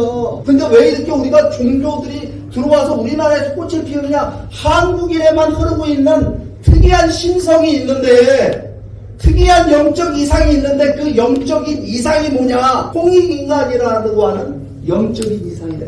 영적인 이상이니까 좀 이상하게 들어요? 좀 정신문화보단 좀 더 세련되게 말씀드리는 겁니다. 그러니까 이거는 여러분, 우리 민족에 뭐라고 말씀드릴 수가 있습니까? 한국인을 관통하고, 한국 역사를 관통하고, 한국 민족 문화의 뿌리가 되고, 한국인의 성격과 한국인의 성품의 뿌리가 되는 이 홍익인간은 한민족에 뭐라고 얘기할 수 있어요? 이게 정체성이다, 이게. DNA인 겁니다. 그럼 우리 후손들한테 물려줘야 돼요? 아니면 여기서 적어야 됩니까? 물려줘야 될 거 아닙니까? 여러분, 이와 같은 게 우리의 홍익인간. 그런데 이게 오늘 저만 이런 생각한 게 아니라요, 저하고 똑같은 생각을 하시는 분들이 계세요. 어떤 분들이냐면 우리 민족의 독립을 쟁취하게 나섰던 독립운동의 선각자들이 저하고 똑같은 생각을 했습니다. 여러분, 3.1운동 아시죠? 3.1운동이 비폭력 저항운동이라고 불렸죠? 그죠? 비폭력 저항운동. 여러분, 비폭력 저항운동을 전 세계 앞에 최초로 소개한 민족은 어느 민족입니까? 여러분, 인도의 간디에 우리가 더 먼저 했어요. 인도의 간디가 우리 거 보고 따라한 겁니다. 그러니까 이 3.1운동, 이 비폭력 저항운동은 우리가 세계사에 이 독립운동, 독립해방운동을 하는데 비폭력 저항운동이라고 하는 이 도덕적 권위를 앞세운 운동을 했다 이 말입니다. 그런데 여러분, 이 기미독립선언문 안에 3.1운동의 정신이 담겨져 있는데 여기 보면 일본에 대한 미움과 증오의 표현이 있습니까? 없습니까? 일본 놈들 때려잡자, 일본 놈들 쫓아가서 죽여버리자는 얘기 있어요? 없어요? 단 한 줄도 없죠? 뭐라고 써 있습니까? 우리가 독립을 해야 되는 이유에 대해서 명시해놨는데, 우리가 독립해야 되는 이유는 뭐냐면 인류 평등의 대의와 세계 평화를 실현하기 위해서 우리가 독립을 해야 되는 거예요. 이건 무슨 정신이죠? 널리 세상을 이롭게 하자는 홍익인간의 정신을 중심으로 어떻게 했느냐? 비폭력 저항운동이라고 하는 도덕적 권위를 앞장서는 독립운동을 전개했다 이 말입니다. 근데 이게 태화관에 모여 앉았던 민족대표 33인 그 소수만 이런 생각을 했을까요? 아니죠. 왜냐하면요, 이 3.1운동이 전개되는 거 보게 되면 우리 당시 2천만 인구에 200만 명이 들고 일어나. 여러분, 이런 일이 세계사에 있어요? 이게 여러분 보시게 되면 우리 민족을 관통하고 있는 뭔가 특별한 게 있는 겁니다. 요즘도 시위하면 우리나라 유리창 한 장이 안 깨지잖아요. 맞습니까? 틀립니까? 좌파 집회도 우파 집회도 유리창 한 장 안 깨지잖아. 이게 우리 한국 사람들 속 안에 뭐가 특별한 게 있는 겁니다. 그러니까 여러분, 이와 같은 이상을 중심한 3.1운동의 목표는 뭐였어요? 목표. 그 목표는요, 새로운 나라를 실현하고자 했던 겁니다. 조선으로 다시 돌아가거나 대한제국을 만들자, 임금님이 다스리는 나라나 황제가 다스리는 봉건국가가 아니라 어떤 나라 만들려고 했어요? 4월 11일 날 상해 임시정부가 만들어지잖아요. 그 상해 임시정부의 이름이 뭐였죠? 이름이 뭐였습니까? 대한민국 임시정부였지 않습니까? 대한민국의 민국은 무슨 뜻입니까? 백성의 나라 땡. 죄송합니다.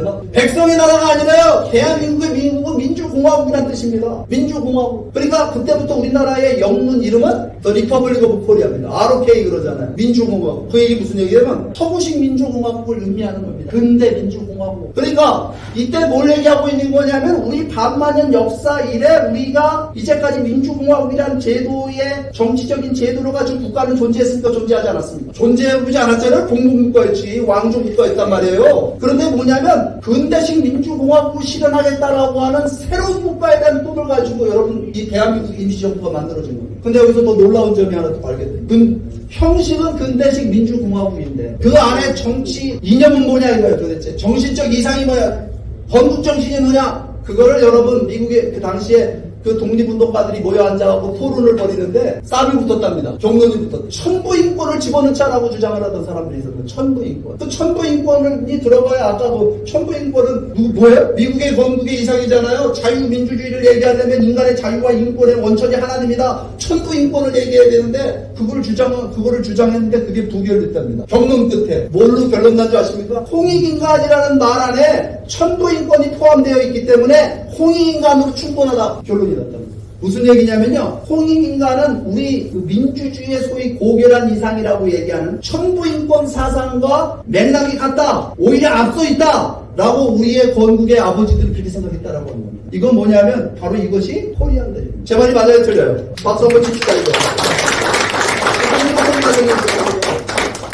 그래갖고 여러분, 그런데 문제는 뭐냐면 이게 독립운동이 이렇게 돼갖고 이 하나의 목표를 가지고 이 코리안들이 하나만 가지고 독립운동이 전개됐으면 참 좋았을 텐데, 소련에서 여러분 1917년에 볼셰비크 혁명이 일어났는데 소련의 공산 그거에 영향을 받아요. 그래갖고 사회주의 독립운동 세력들이 등장을 해갖고 독립운동이 둘로 쪼개집니다. 민족주의 독립운동 세력과 사회주의 독립운동 세력. 그 얘기는 무슨 얘기냐면 코리안 드립이 둘로 쪼개진 거예요. 독립의 이상이 둘로 쪼개되게 되니까 여러분 그 결과가 어떻게 빚어지냐면 해방과 더불어 미소 분할 점령이라고 하는 그 분단이 시작됐다라고 하는 겁니다. 분단의 원인은 여러분 국제사회에서만 원인을 찾으면 안 됩니다. 외세에 의한 분단이다 이렇게만 생각하시면 안 돼요. 뭐냐면 우리 민족이 독립의 꿈이 둘로 쪼개졌기 때문에 외세의 영향을 받게 된 겁니다. 제 말이 맞습니까?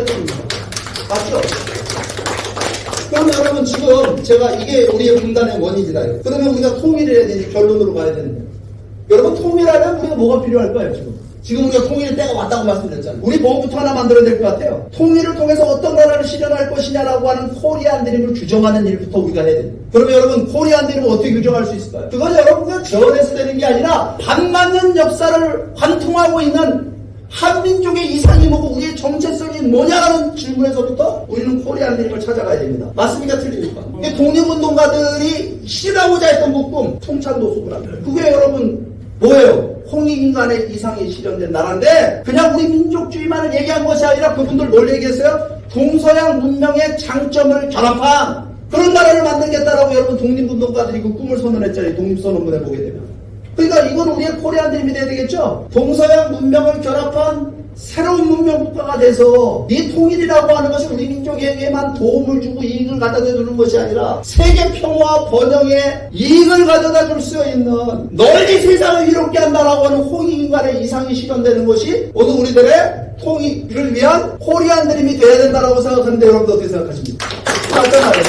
그러면 제가 이런 말씀을 여러분들한테 드리는데, 그러면 여러분 홍익인간의 이상이 실현된 나라, 이게 우리의 통일의 비전입니다. 홍익인간의 이상이 실현된 새로운 나라, 여러분 이런 거 필요할까요? 필요하지 않을까요? 여러분 생각해보세요. 지금 이런 얘기를 해. 요즘 통일, 남한이 자유민주주의 체제로 북한으로부터 통일해갖고 남한의 자유를 북한까지 확대해갖고 남한하고 똑같은 나라를 북한을 만드는 것이 우리의 통일의 목표입니다. 우리가 원하는 통일의 결과입니다. 이렇게 얘기하시는 분들이 많아요. 근데 저는 그 말에 동의하지 않습니다. 왠지 아세요? 남한 사회가 여러분 지금 문제가 있습니까? 없습니까? 대한민국 정치가 마음에 드시는 분 이 자리에 손 한번 들어보세요. 왜 그러시죠? 왜 아무도 손 안 들고 이 나라에 왜 사세요? 마음에 이렇게 하나도 안 드는데? 우리나라 지금 정치가 문제가 있어요? 없어요?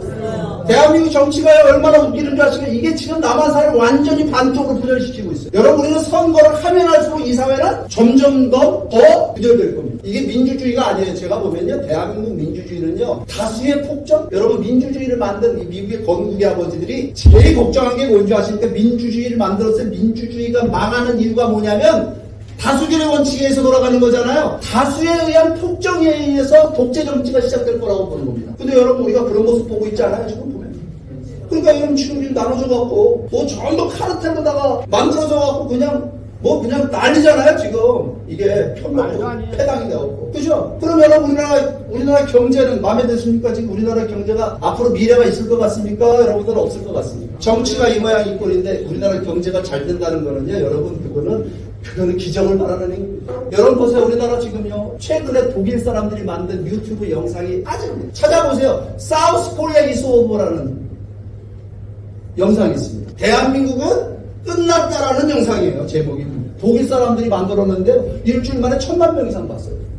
보고 다 뭘 집중적으로 다루는 줄 아십니까? 대한민국이 저출산 때문에 끝났대요. 대한민국의 저출산율은요, 세계 1위라고 얘기하잖아요. 우리가 세계 1위. 뭐 세계 1위가 기뻐요? 0.72인데 그 밑으로 떨어진대요, 지금. 0.72가 어느 정도냐면 인류 역사에 한 번도 경험해보지 못한 저출산율입니다. 우리나라가 15년 뒤에 인구가 500만 명이다. 30년 뒤에 우리나라 인구가 1600만 명이 사라집니다. 대한민국의 평균 연령이 61세가 돼, 61세. 여러분, 대한민국 인구가 평균 연령이 61세가 되면 첨단 산업이 있을 수 있을 것 같아요? 없을 것 같아요? 여러분, 60세 넘으면 자기 핸드폰 만지는 것도 힘들어서 손주한테 도움 받아야 돼요. 제 말이 완전히 틀려요.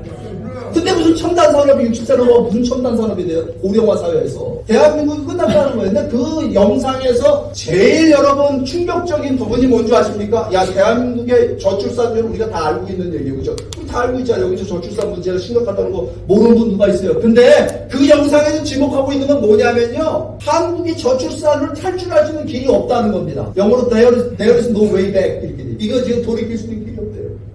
그러니까 여러분 우리가 저출산의 원인을 뭘 갖고 얘기하냐면 다 경제적 원인 얘기예요. 육아하기 힘들고 무슨 사교육비가 많이 들고 주택값이 비싸고 그러니까 젊은 애들이 애를 안 낳는다 이렇게 얘기합니다. 근데 이거는요 전 말이 안 되는 얘기예요.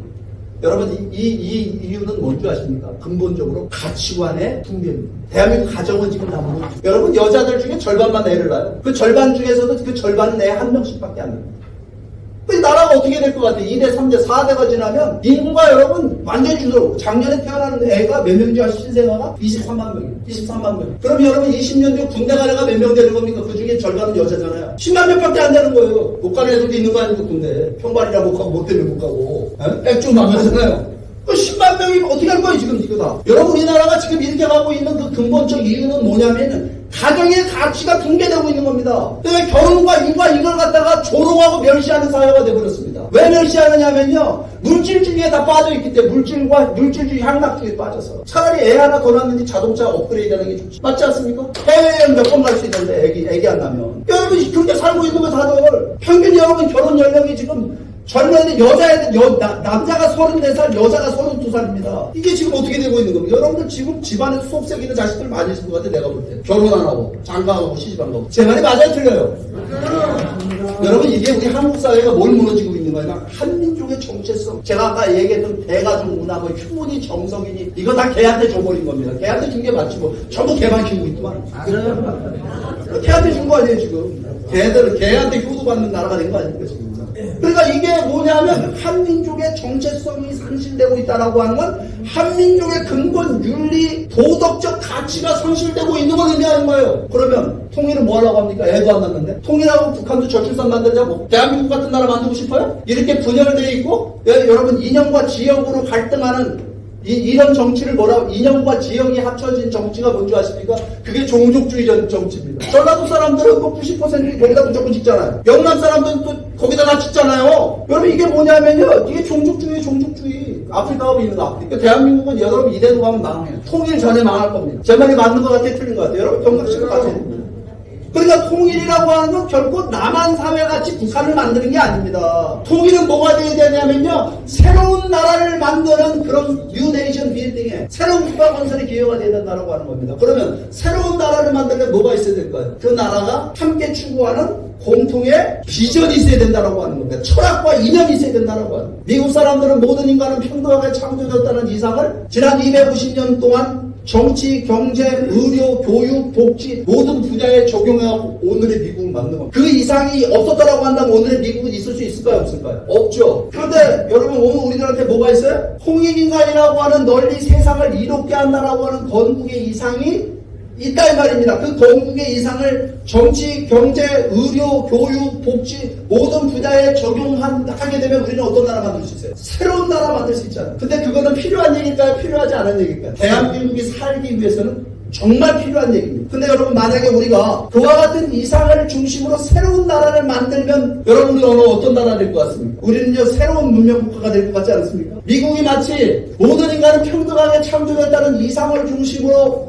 새로운 나라를 미국에 실현하게 되니까 미국의 그 성공의 설계를 따라서 세계 수많은 나라들이 미국으로부터 자유민주주의 시장경제를 받아들여서 오늘의 현대 문명을 만들어냈다 이 말입니다. 맞죠? 오늘의 현대 문명을 만들었을 때 미국은 새로운 문명을 탄생시킨 겁니다. 뭘 중심으로? 모든 인간은 평등하게 창조됐다라고 하는 이 천부인권 사상을 중심으로. 그런데 오늘날 미국은 지금 병들었어요? 병들지 않았어요? 미국 병들었잖아요. 제가 아까 미국 칭찬했는데 미국 요즘 가면 욕 나와요. 토 나와요. 여러분 미국 가면요 요즘 뭐라고 얘기하는 줄 아십니까? 남자와 여자의 성이 생물학적으로 결정되는 게 아니래. 그런 얘기 들어보셨어요? 남자와 여자의 성이 생물학적으로 결정되는 게 아니다. 저는 왜 남자죠? 여러분들은 왜 여자입니까? 오늘 왜 우리는 남자고 여자일까요? 그렇게 태어났잖아요 생물학적으로. 제 말이 맞아요 틀려요? 맞아요. 제가 왜 남자입니까? 저는 생물학적으로 남자인데 미국 가면 그거 부정. 여러분 파리올림픽 못 봤어요? 남자가 고추 떼고 나와갖고서 여자 두들겨 패는 거 못 봤습니까? 금메달 따는 거? 요번에 트럼프 대통령이 미국에 취임식 할 때 취임사에 뭐라고 했냐면 이제 미국에는 두 가지 성밖에 없다. 남자와 여자밖에 없다는 선언을 했어요. 그게 오늘날 미국을 완전히 망가져요. 여러분 있지 않습니까? 미국은요 지금 미국을 중심한 미국의 탄생시킨 서구문명 어떤 늪에 빠져 있냐면요 이 자유라는 함정에 빠져 있습니다. 여러분 자유와 인권이 누구로부터 비롯됐다고 얘기해요? 미국의 건국의 이상. 창조주로부터 왔다라고 하는 겁니다. 자유와 인권이라고 하는 것이. 그러니까 인간의 가치는 존엄하고 인간의 권리라고 하는 건 천부적이다라고 하는 걸 선언했다라고 하는 건 뭘 의미하고 있는 거냐면요. 인간의 자유와 인권이 창조주로부터 초월자 절대적으로부터 왔다라는 개념은 뭘 인정해야 되냐면요. 인간이 지키고 살아야 되는 윤리, 도덕, 삶의 원칙도 인간이 만들어내는 것이나 제조해내는 것이 아니라 누구로부터 오는 거예요? 창조주로부터 절대자로부터 오는 거기 때문에 인간이 지키고 살아야 되는 보편 원칙과 가치가 존재한다. 이거 인정해야 돼요? 인정하지 말아야 돼요? 남자와 여자가 다르다라고 하는 거 인정해야 됩니까? 인정하지 말아야 됩니까? 이거 부정하게 되면 세상은 어떻게 될 것 같아요? 세상은 망하는 겁니다. 여러분 동성애 인정하는 나라는 마약도 인정. 마약도 인정해. 미국 가보세요. 펜실베니아 가보세요. 좀비 도시가 돼 있어요. 마약에 취해갖고 사람이 좀비 이러고 보거든요. 마약이지. 백주 되냐 마약. 이게 오늘날 미국이 망가져. 그러니까요 미국 사람들은 자유를 갖고 어디에 이 서구 문명은 지금 자유를 갖고 어디에 이걸 써야 되는지를 지금 이거 길을 잃어버린 겁니다. 근본 가치 잃어버렸어요. 근데 우리 홍익인간은 지금 뭘 얘기하고 있어요? 인간에게 부여된 자유와 인권을 가지고 뭐에 기여해야 되느냐? 홍익인간은 뭘 기여하라고 얘기하냐면 널리 세상을 이롭게 하는데 인간이 하나님으로부터 부여받은 자유와 인권을 가지고 그것을 갖다가 헌신하고 봉사해야 된다라고 하는 걸 얘기하고 있잖아. 그러니까 이거 홍익인간 얼마나 멋진 얘기예요. 맞는 것 같아요? 틀린 것 같아요?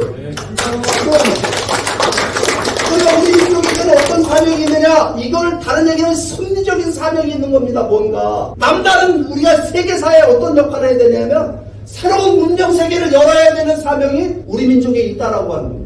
제 말 맞는 것 같아요? 틀린 것 같아요? 여러분 지금 좌파 우파 이러고 싸우고 앉아있을 때가 아니라는 사실입니다. 왜 그거 갖고 싸웁니까? 좌파 우파 가지고. 좌파 우파 뭐냐면 여러분 이게 냉전 시대에 외세가 강요한 이데올로기입니다. 이거 극복하려면요 여러분 이거 극복하지 않으면 남한 사회에 국론 통합이 있을 수 있습니까? 없습니까? 남한 사회가 여러분 좌우로 분열되는데 통일은 어떻게 합니까? 북한하고 우리가 갈라져 있는데 우리도 분열되어 있는데 뭔 북한하고 통일을 해요? 그러니까 이 비전은 필요합니까? 필요하지 않습니까? 이와 같은 새로운 비전 좌우를 통합할 수 있는 필요하죠. 그 다음에 여러분 북한을 설득하려면 우리가 뭐 갖고 있어야 돼요? 우리가 통일해서 실현하고자 하는 나라가 어떤 나라냐라고 하는 비전을 북한에 제시해야 북한 주민들을 설득할 수 있을 거 아니겠어요? 맞습니까? 틀립니까? 네. 북한 주민들을 설득할 수 있는 통일의 비전을 우리가 제시해야 됩니다. 그 다음에 국제사회를 설득하려면 미국, 중국, 일본, 러시아가 여러분 한반도에 대한 이해관계가 다릅니다. 미국이 좋아하는 걸 중국이 싫어하고 중국이 싫어하는 걸 좋아하는 미국이 싫어하고. 그럼 여러분 우리는 뭘 제시해야 돼요? 통일을 통해서 실현되는 나라가 어떤 나라가 될 거냐? 우리 민족만을 위한 거냐? 아니면 미국만 일방적으로 위한 거냐? 아니면 중국에 일방적으로 위한 거냐? 아니다 이 말이에요. 뭐죠? 널리 세상을 이롭게 하는 나라. 여러분 비전에 대한 여러분 제시를 하지 않으면 국제사회를 설득할 수 없다는 거예요. 그렇기 때문에 비전이라고 하는 건 매우 중요한 출발점이에요. 그럼 여러분 이런 얘기하게 되면 많은 사람들이 야 이거 무슨 뭐 통일의 이상은 좋은데 아니야 통일되면 우리 경제적으로 쭉 빡차. 왜? 북한이 제일 못 사는 나라니까. 우리보다 수십 배 못 사는 나라니까. 저는 이게 여러분 그런 얘기하는 사람들을 보면 쪼다 같은 사람들이라고 생각합니다. 그런 것 같아요? 안 그런 것 같습니까? 여러분 우리가 통일은요 어떤 분이 대박이라고 해요. 대박이라고. 대박 맞습니다. 왜냐하면요 남한이 필요한 걸 북한이 갖고 있고 북한이 필요한 걸 남한이 갖고 있어요. 그게 동서독통이라고의 차이점입니다. 동서독통일은 그런 통일이 아니에요. 남한이 필요한 게 뭐예요? 우리 경제에 필요한 게? 북한에 다 있잖아요. 자원과 노동력이 있고 북한이 필요한 거 남한이 다 갖고 있으니까 뭘까요? 기술과 자본을 우리가 갖고 있지 않습니까? 그러니까 결혼을 따지면요 완벽한 결혼입니다. 근데 그뿐일까요? 여러분 통일되게 되면 북한을 재건하는 과정 속에 우리 대한민국 경제는 경제적 폭발, 엄청난 경제적 폭발을 하게 돼. 폭발적 발전하게 될 겁니다. 그렇죠? 그 다음 또 뭐가 있을까요? 여러분 한반도는 여러분 물류의 중심지가 될 거예요. 세계 물류의 대륙과 해양을 연결하는 앞으로 북극 항로까지 열리게 되면 한반도는 그야말로 세계 최고의 물류의 중심지가 돼요. 그 다음 또 뭐가 있을까요? 우리가 통일되게 되면 그렇기 때문에 한국은 세계 금융과 비즈니스의 그야말로 허브가 될 거다. 한반도는 여러분 북한이라고 하는 것은 어떤 곳이 될 거냐면요 세계에서 가장 매력적인 투자처가 될 겁니다. 왜? 여기에 투자하게 되면 엄청난 이익이 돌아올 거다라고 보는 거예요. 이런 곳이 이런 지정학적으로 이런 곳이. 그러니까 여러분 이게 세계적인 소위 요즘에 역세권의 아파트 산 많이 오르죠? 이게 세계적인 역세권. 그러니까 통일은 대박이 된다라고 하는 거예요. 근데 여러분 그렇게 되면 한국은 어떤 나라가 되게 될 것 같습니까? 이런 통일을 실현. 코리안 드림이 실현된 나라 맞는데요. 근데 여러분 그렇게 하니까 그래도 시간이 많이 걸리지 않겠냐고 좀 통일해서 좀 하려고 하는데 여러분 이게 시간 많이 걸릴 것 같아? 북한 개발하는데 시간 많이 걸릴 것 같아? 여러분 이 한국 사람들이 여러분 도로 깔고 그냥 길 닦고 굴 꽂고 다리 놓고 높은 빌딩 짓고 아파트 신도시 만드는 거 스피드가 어떻습니까? 우리나라 외국 사람들이 우리나라 와서 제일 먼저 배우는 말이 무슨 말부터 배워요? 빨리 우리나라 여러분 국가 번호가 몇 번인지 알아요? 저 국제전화 번호가? 08입니다 그것도. 잘 아십니까? 우리나라가 여러분 얼마나 빨라요? 북한 개발하는데 몇 년 걸릴 것 같아요? 저거는요 진짜 초스피드 엄청난 경제적 폭발이 벌어질 겁니다. 그러니까 여러분 이게 지금 만약에 북한 개발하고 그 다음에 어디 가야 돼? 그 다음에 우리 옛날 땅 찾으러 가야 될 거 아닙니까? 동북 삼성으로 저 러시아 대륙으로 유라시아 대륙으로 엄청난 경제적 발전의 기회가 옵니다. 그런데 여러분 우리가 북한의 이 한반도가 말입니다. 생각해보세요. 자유와 인권을 보장하는 초인류 국가, 경제적으로 번영하는 이 나라가 탄생이 되게 되면 여러분 미국이 지금 중국 손보고 있잖아요. 중국 손본다고 들리는데 저는 그 중국 손보기가 만만치 않을 거라고 봐요. 왠지 아세요? 하드파워, 경제력, 군사력 갖고 중국을 조지고 있거든요. 근데 그거 갖고는 한계가 있어요. 근데 만약에 한반도 전체 자유와 인권이 보장되는 초인류 국가가 한반도의 통일을 통해서 탄생되면 그 중국에 긍정적인 영향을 줄까요? 안 줄까요? 근본적 변화를 줄 거예요. 그렇기 때문에 한반도 통일이 미국에 있어서 소위 요즘에 트럼프가 얘기하는 아메리카 퍼스트 이거를 실현할 수 있는 길이라는 사실을 누가 지금 알려나가고 있냐면요. 우리가 지금 알려나가고 있어요. 여러분 이런 내용 보게 되면 어떻습니까? 흥분되지 않아요? 이거 통일 빨리 해야 되겠죠? 그죠? 그러려면 여러분들이 뭘 지금 알아야 되냐면 여러분 이게 지금 우리가 전부 다 나서서 이 통일운동 해야 되는데 보십시오. 이렇게 얘기하니까 통일이 됐으면 좋겠다. 그래서 제가 지금부터는 통일의 방법론 말씀 방법론 그러니까 눈이 커지시냐고. 이상과 비전은 좋은데 그거 어떻게 실현할 거냐. 제가 질문 하나 드리겠습니다. 통일은 정치적 협상을 통해서 실현될까요? 안 될까요? 남북 간의 정치적 협상을 통해서. 통일이 여러분 동서독 통일이 정치적 협상을 통해서 실현됐어요? 아니죠. 베를린 장벽을 누가 무너뜨렸어요? 시민의 힘으로 무너뜨렸어요. 동서독 주민들 통일도 똑같습니다. 탑다운식으로 안 됩니다. 통일은 반드시 바텀업 시민사회의 시민운동을 통해서 여러분 통일이 실현될 거라는 겁니다. 그 얘기 무슨 얘기냐면요. 북한 내부의 북한 주민을 움직여야 돼요. 맞습니까? 틀립니까? 맞습니다. 북한 내부 움직여요. 근데 북한 내부 움직이려면 누가 움직여야 돼 먼저? 여러분 대통령이 통일 독트린 발표하면 북한 주민들이 꿈쩍할 것 같아요? 아니죠? 정치 권력은 맨날 바뀌는 겁니다. 누가 해야 돼 이거? 남한 시민들이 그죠? 여야를 초월해서 정파를 초월해서 모두가 다 뭘 해야 되냐면요. 모두가 다 통일운동에 나서야 됩니다. 마치 동서독 주민들이 베를린 장벽을 무너뜨리고 통일을 시켰다. 그러려면 뭐가 필요할까요? 광범위한 시민사회의 지지, 광범위한 시민사회의 참여를 만들기 위해서는 모든 사람들이 공감할 수 있는 비전이 제시가 돼야 됩니다. 그렇기 때문에 우리가 지금 뭘 제시하고 있는 거예요? 코리안 드림이라고 하는 이 비전을 지금 제시하고 있는 겁니다. 역사적으로 보게 되면 모든 위대한 역사적 변화는 다 지금 제가 말씀드린 것 같은 높은 도덕적 이상을 담은 비전을 중심으로 한 시민운동을 통해서 위대한 역사적 변화가 일어났다는 사실을 우리가 알 수 있습니다. 이와 같은 일이 지금 한국에서 벌어져요. 그렇기 때문에 지금 우리가 여러분 코리안 드림을 지금 공부하고 있는 겁니다. 그러니까 이 코리안 드림이라는 비전은 통일운동에 있어서 이게 알파고 오메가고 이게 마스터 키다는 사실을 알아야 됩니다. 맞는 것 같아요? 틀린 것 같아요? 근데 제가 오늘 이 강의하는 이 코리안 드림은 이건 제가 전해서 하는 게 아니라 딱 이 책 한 권 읽고 지금 강의하고 있는 겁니다. 우리 문현진 박사가 쓴 책, 이 코리안 드림에 나와 있는 이 이야기를 지금 제가 풀어서 여러분들 앞에 강의 드리고 있는 겁니다. 그러면 이 코리안 드림을 여러분들은 어떻게 해야 되겠어요? 제 강의도 들으셨지만 제 강의는 이 책에 있는 내용을 다 전달하기에는 양이 작겠죠? 1시간 정도 해갖고. 그러니까 이 책을 여러분들이 사서 필독서로 성경책처럼 사서 읽어보시기 바랍니다. 그렇게 하시겠습니까? 네. 그러면 비전을 가졌으면 우리는 뭐 해야 될까요? 함께 모여서 통일운동 해야 되겠죠? 그래서 우리 통일을 실천하는 사람들을 지난 12년 전에 13년 전에 창립을 해갖고 지금까지 이 운동을 해놨는데 아까 비디오 보셨죠? 우리 통일을 실천하는 사람들은 대한민국 역사의 전무후무한 풀뿌리 통일운동, 정파와 이념을 초월한 통일운동을 지금 해나가고 있습니다. 가장 큰 통일운동 단체입니다, 우리가. 그러니까 이 운동에 여러분들 모두가 동참해 주시기를 부탁드리도록 하겠습니다. 그렇게 해주시겠습니까? 네. 그러면 뭐냐면 세계를 움직이고 미국을 움직이고 국제사회를 움직이는 건 누가 하고 있냐면 우리 문현진 박사가 지금 글로벌 피스 재단을 중심으로 해서 다양한 활동을 전개하고 있습니다. 그 성과에 대한 건 내가 나중에 시간 되면 좀 말씀을 드릴 기회가 있도록 하겠습니다. 그런데 여러분 통일운동 우리는 천년만년 할까요? 아니면 아싸라게 한 방에 끝내버릴까요? 여러분 지금 통일의 때가 왔어요. 때가 중요하다는 사실을 알아야 됩니다. 그래서 지금 우리가 금년도에 여러분 광복 80주년을 맞이해서 준비하고 있는 행사가 하나 있습니다. 이게 제2의 3.1운동입니다. 제2의 3.1운동. 그래서 이번 8.15에 굉장히 큰 행사를 하게 되는데 이게 어제 오늘 우리가 한 것이 아니라 이렇게 계속 준비를 저희가 해나왔습니다. 작년까지 임진각에 몇몇 명씩 모아놓고 행사. 금년에 광복 80주년 세계가 관심 갖는 행사를 하려고 합니다. 세계각국의 정상들이 와갖고 한반도 통일을 지지선언해주는 그런 대회를 하고 이건 이제 저희가 지금 준비하고 있습니다. 국제회의도 준비하고 있고. 세계적인 이벤트를. 근데 중요한 거는 우리 외국에서 외국 사람들이 와서 하는 것도 있지만 누가 통일의 주도 세력이 돼야 돼요? 우리가 주도 세력이. 그래서 저희가 어떤 행사를 하려고 지금 준비하고 있냐면요. 파리올림픽 보셨습니까?